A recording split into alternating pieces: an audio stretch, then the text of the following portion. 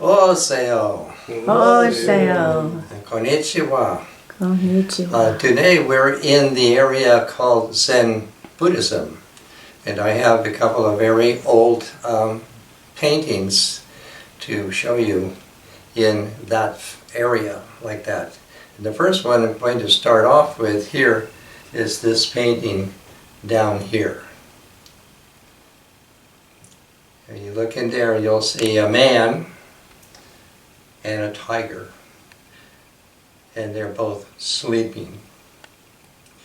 And the man is known as Fen Kang, and his tiger. Now, the source of this painting for me is that I found it. I found it in what I would call a loose leaf portfolio. There was a portfolio with other prints of it in a Japanese antique store, and recognized the significance of that. And then Eric Woods, who's here and did the first part of the camera work, had this framed for me. So to know that at first it's just like a print, a loose leaf, that I found it that way. It's very old. And apparently even up here you see that sometime long ago had some repair work in it. It also appears to have been creased, like folded up at some time in somebody's pocket. It's very old, and probably could be 1,000 years old or a little older than that. It may have been painted in China. Around the 12th century or 13th century, so much was happening there. A lot of exchange between people in Japan and people in China. At the same time, Mongolians, Genghis Khan and that group, were pretty much moving into China, rather violently, and taking over sections, first the north and then the southern part of China, and pretty much dissolving the Chinese civilization as it had been up until then. So certainly there were people getting out of the way of that. And so a lot of these people were also people connected with Buddhism in China, and very significant in this context, Zen, which in China is called Chan Buddhism. So it began by people coming over and people bringing things. But before then, people in Japan who were very interested in the culture of Buddhism made their way to China.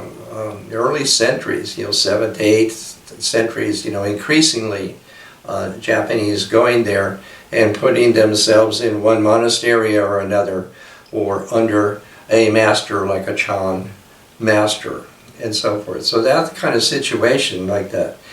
Increasingly, as the centuries, went on, almost a flood of Chinese paintings are coming into Japan, and they're not in any sense chronological.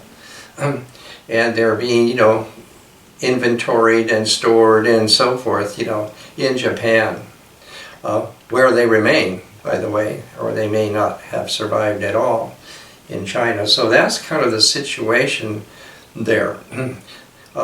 The Japanese traveling there then brought back with them, when they returned to Japan, things like, tea and tea bowls and drawings and things that they had collected maybe as mementos that definitely became part of the Buddhist culture in Japan like that, and continue to do so. So in this painting here, which is where I'm really focusing on, is the character here. The person is known as Fen Kang. Now there's a kind of legends and stories kind of surrounding this character, but I don't really want to get into all that because I really want to focus on the painting itself. Now, to say what this painting means for the person who painted it, it would be a monk. So we understand that, so a monk, presumably in a monastery. Now, thinking of other situations in the past. Leonardo da Vinci painting of the Mona Lisa. Mona Lisa is probably the most vibrant, living, soulful painting to come out of Europe during that phase there. The Mona Lisa would be his muse. That's how I would say that, his muse. That Mona Lisa's smile would be the detection that it's his muse, which, I don't know how long he constantly was, painting this.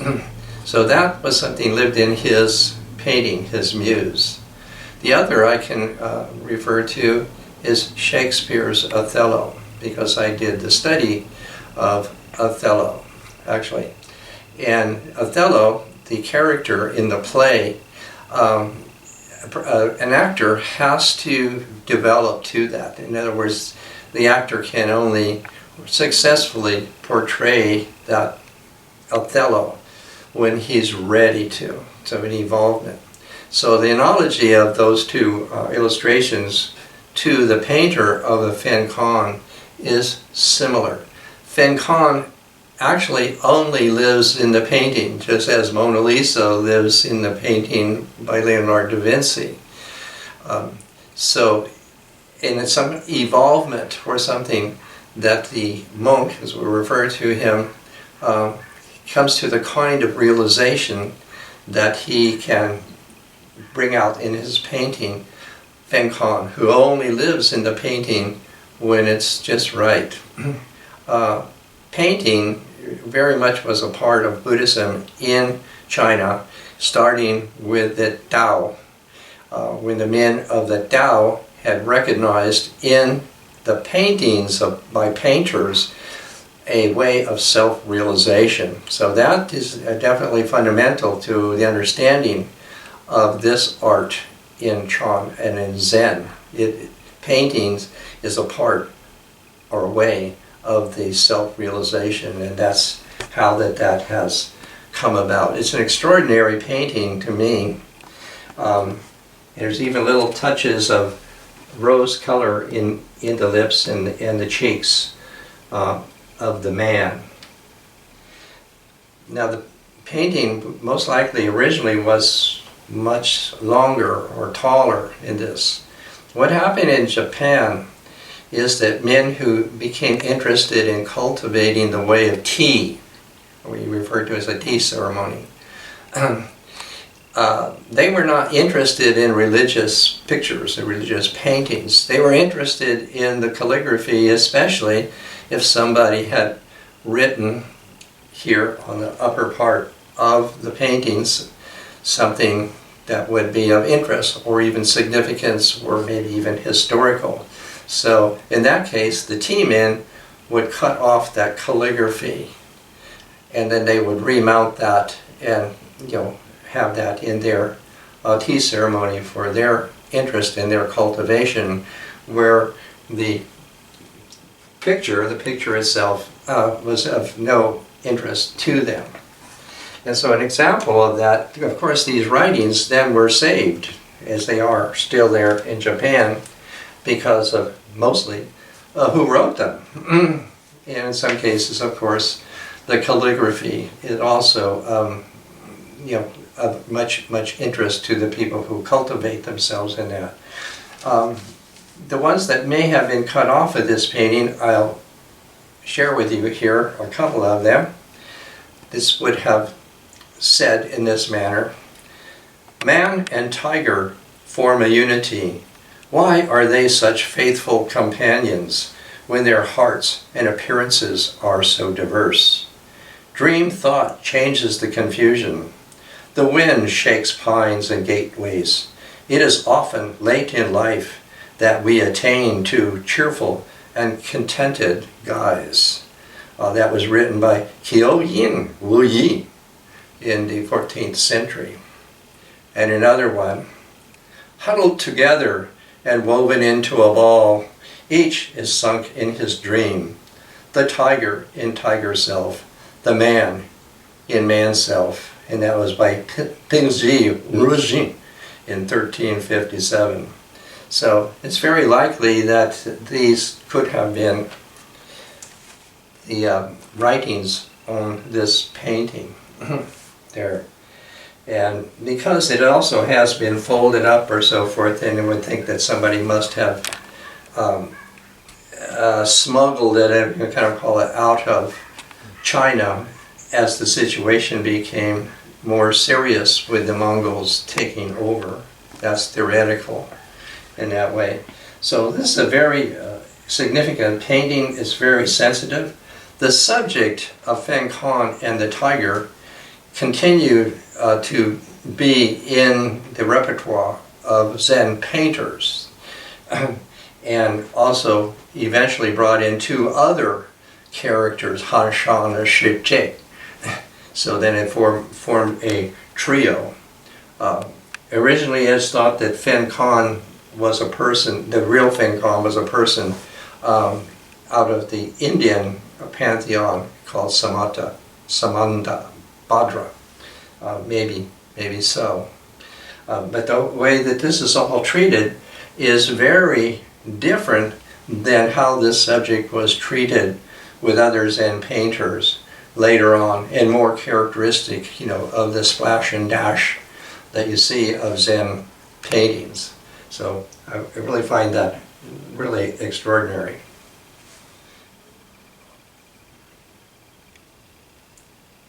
Now I have showed this painting at the Buddhist temple also, and then I'm following that with, this is another painting, which I also showed at the Buddhist temple for their, quote, elucidation.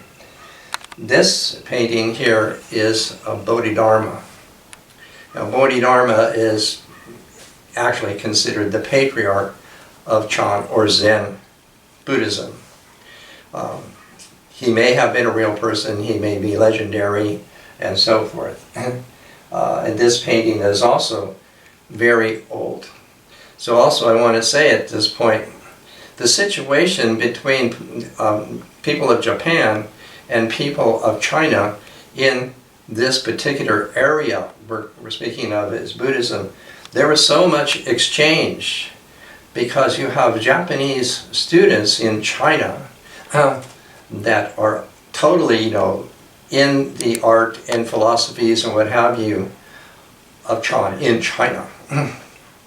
And so anything that they may have painted, Japanese may have painted, will look much the same as Chinese. Also, as the situation evolved, this is over, 2, 3, 4 centuries like that. Two things happened. Chinese coming into Japan, ostensibly priests, monks, and that kind of thing, and also the Chinese paintings. So increasingly there was, quite an inventory of Chinese paintings and Chinese themselves among the Japanese in the temples and precincts in that way. So to see what is Chinese and what is Japanese is very difficult. I should take one PS in this with your camera that I forgot. If you can go right down here, you can focus right there. Are you there? I'm there. Yes. That would be the signature of the painter of this. They were very much given to being very, very cryptic and making funny signs or names for themselves. And this is so unusual here in the way it's brushed and where it's located, that no doubt is, we'll call it, the signature of the monk painter of his Fen Kang Mona Lisa. So again, back up to this painting, we don't have any signature or colophon here. So also this painting would have been much taller, and whoever had written on it, which most of these paintings sometimes have considerable writing because other people kept adding to it. Again, that's been cut off there, so we don't know anything about that. But the subject here appears in the 13th century, and that is a Bodhidharma crossing the Yangtze River on a reed. And also to see here, he has the two rings around his ankles. Usually in these paintings referring to him, they're thinking he's come from India, and Indians wear ankle bracelets, or he may be figured with an earring. So that's interesting to see here. Now you can switch to me here.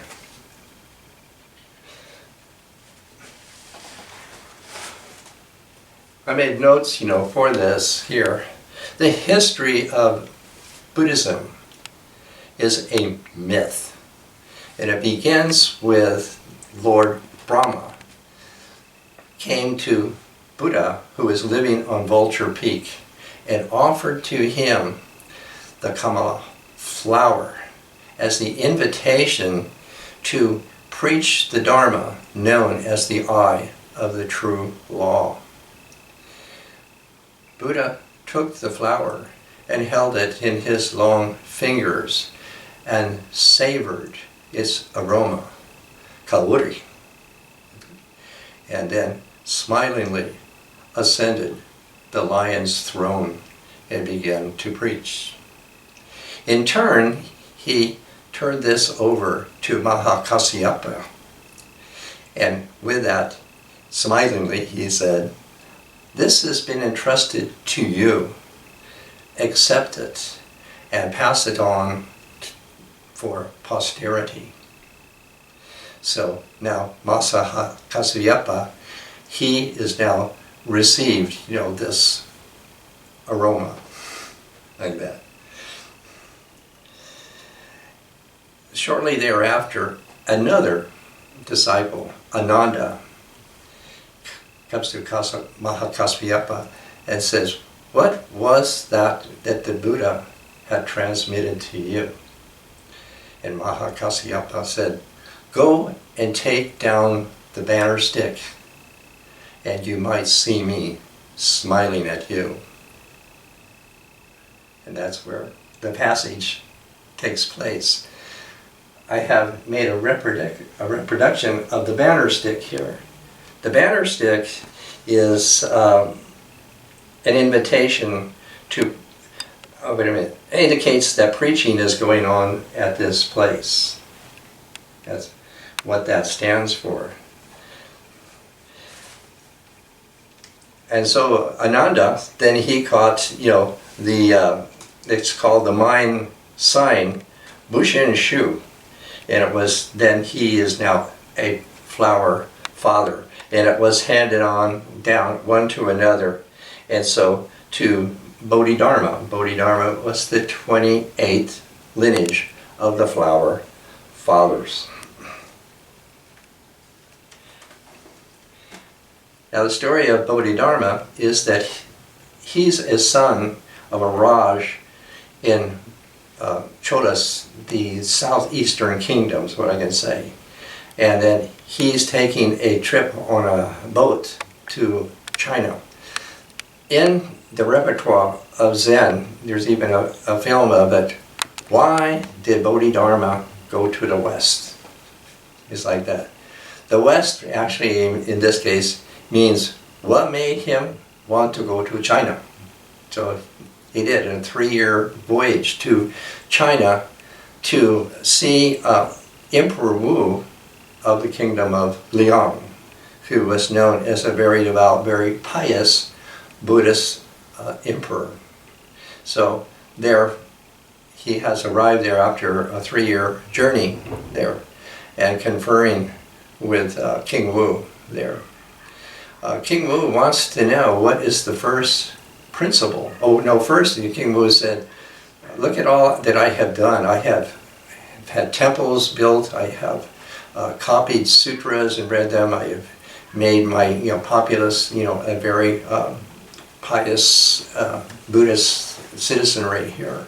So I'd like to know what merits I have gained." Merit was a very was the currency in the old days of if you do enough things long enough you'll get merit, that kind of thing. So it's what he wants to know, what merit have I gained from doing all of these pious things? And Bodhidharma, who is also called Daruma, said, none, nothing at all. So it's a little bit taken aback, the king is. So now he wants to know, what was the first principle of the Buddhist law? And the way he asking that, preach to me the worthiness of the Buddha's unconditional law, the Dharma, known as the eye of the true law. And Bodhidharma replies to him, that's vast emptiness with nothing holy therein. And that's pretty much where he left the conversation. And then, as the record goes, he took, they call it French leave. He left there and he traveled north to, as he's traveling north, he comes to the Yangtze River, and that's where he breaks off the reed, so the legend is, and that he is, what do you call it, sailing across, I guess, the Yangtze River until he arrives at a place known as Mount Wutai.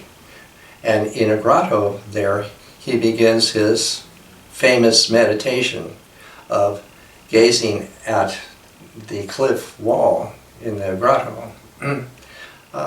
It is thought also that the literalization of these things may be quite different than what is really being implied here. So it may be the sudden enlightenment of Zen may be implied by the sheerness of the wall. But at any rate, as the legend goes, he stayed in that position for 9 years. And during that 9 years, to keep from falling asleep, he cut off his eyelids. And so that's why he is always figured as very bug-eyed, like that, as you can see in the Daruma doll. It becomes very much a feature of Bodhidharma. What it actually is, that in the Indian language, be that Sanskrit or Hindi at the time, Unmesha. Unmesha is the Indian word for awakening, which literally means to lift the eyelids. So it seemed to be more likely than he cut them off like that. However, for sitting there for so long, it's viewed that he atrophied, his arms and legs atrophied, and that's why he's portrayed in this way. They call Daruma dolls, and they come in all sizes, from very little to very large, and even they have those kind of things that you try to knock them over and they bounce back. So all that's come out of this legend. Well, while he was there in his wall-gazing meditation, another fellow showed up, and he's famously known as Hui Ko. Hui Ko was also a student of Taoism and Confucianism, and he's heard about Bodhidharma's wisdom or knowledge, and so he has found Bodhidharma, and he wants to, have an audience with him. But the Bodhidharma will not break his meditation. And so Huiku sits there, and reportedly, it was winter and it was snowing, and he sat there in the snow and so forth, and he still couldn't get the Bodhidharma's attention. So with his sword, he cut off his left arm, and he then presented it to Bodhidharma, that way to get his attention. So this is another theme that's very famous and very often portrayed in the Zen paintings and stories in that way. So I should go back and say, when the King Wu, I forgot that part, is relevant. King Wu asked the Bodhidharma, who is it that is sitting in front of me right now? And that's when Bodhidharma answered him, a wordless worthy with nothing to worry about. And now, here with Hui Ko, he's really proved himself by cutting off his arm and presenting it to Daruma there to get a response. And so the response was that Bodhidharma said, there is no fear in a one-armed bandit. This is an illusion that actually, in reality, the man had lost his arm earlier in a fracas with bandits, which has then evolved itself into this story that becomes so characteristic of Zen people and their masters of doing extraordinary things to get their attention. So, in that way, so then that becomes the next part of that.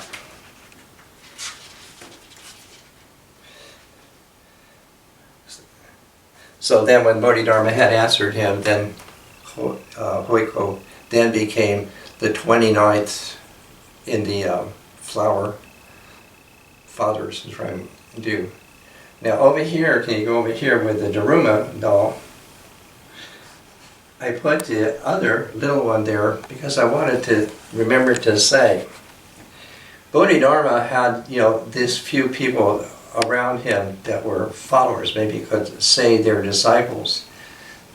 A lot of these situations we're using words like monks and nuns may not be necessary because if they're not, people in the monastery, they're followers or disciples. And what I wanted to remember in this one is that there was a woman. There is a woman there, Sung Shi was the woman follower, and so she, nothing more is heard of her, and that's real typical of these patriarchal lineages, all like that. But even starting with Sakyamuni Buddha, there were women, and that there are other trains or avenues that have tried to record the lineages of women Buddhists that is largely ignored by the patriarchal lineage. So there is also a flower mother along with the flower fathers. That's why I wanted to be sure and have that there. Now I want to read a poem from Michael McClure from his Dharma Devotions in the Hummingbird Sangha. And for this, you go up to here, I just made this iconic portrait of Bodhidharma to go with Michael McClure's poem.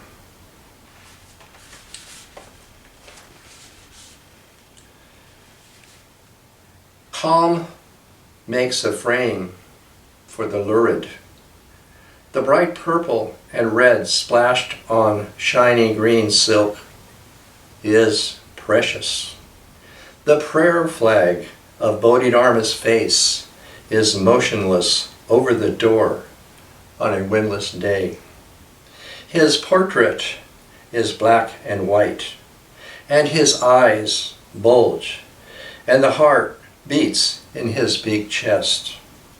An old chunk of oak bark is overgrown with gray-green orange lichen, and it rests on the gray rock, ready to sleep. And a tiny white moth in a bolt of lightning flash knows it all. Calligraphy, incense, and poetry make good smells that hang around. This is lovely to be such an embodying.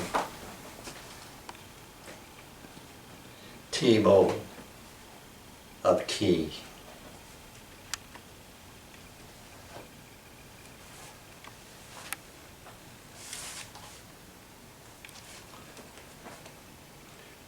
Now we have one more here, and this is Mary Oliver from White Pine. Very, very good. And this character here is who we are looking at in her poem. I'm titling it The poet meets Bodhidharma. I was walking by. He was sitting there. It was full morning, so the heat was heavy on his sand-colored head and his webbed feet. I squatted beside him at the edge of the path. He didn't move. I began to talk. I talked about summer and about time, the pleasures of eating, the terrors of the night, about this cup we call life, about happiness, and how good it feels, the heat of the sun between the shoulder blades. He looked neither up nor down, which did not necessarily mean he was either afraid or asleep. I felt his energy stored under his tongue perhaps, and behind his bulging eyes. I talked about how the world seems to me, 5 feet tall, the blue sky all around my head. I said, I wondered how it seemed to him, down there, intimate with the dust. He might have been Buddha, did not move, blink, or frown. Not a tear fell from those gold-rimmed eyes as the refined anguish of language passed over him.